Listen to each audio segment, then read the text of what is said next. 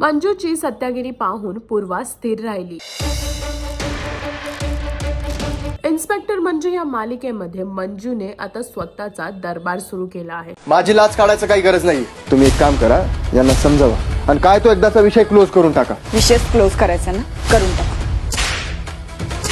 ज्या दरबारामध्ये लोक येऊन मंजूला स्वतःचे प्रॉब्लेम सांगतात, तिथेच एक माणूस मंजू बरोबर उद्धट वागताना दिसतो, तिला उलट बोलताना दिसतो आणि तिथेच मंजू तिची सत्यागिरी दाखवते. म्हणजेच मंजू चाबुकने त्याला मारताना दिसते, चांगलेच त्याला झोडून त्याची अक्कल ठिकाणावरती आणताना दिसते. आणि त्याच वेळी पूर्वा मॅडम तिकडे येतात आणि हे सगळं पाहिल्याच्या नंतर पूर्वाने जे मंजूचं रूप पहिल्यांदा पाहिलंय हे बघितल्याच्या नंतर ती स्थिर राहिली आहे की मंजूचं असं पण एक रूप आहे हे तिला आता समजलं आहे. जी शांत आणि भोळी मंजू होती आता तिने सत्यागिरीचा मार्ग निवडला आहे आणि हेच पाहून आता धक्का बसला आहे पूर्वाला. बघायचं हे आहे की पुढे अशीच आता मंजू आपल्याला दिसणार आहे की हे फक्त थोड्या टाइम साठी आहे. हे तुम्हाला इन्स्पेक्टर मंजू ही मालिका पाहूनच समजेल. आणि अजून असे लेटेस्ट अपडेट साठी टेलीचक्कर रिजनलला सबस्क्राईब करायला विसरू नका.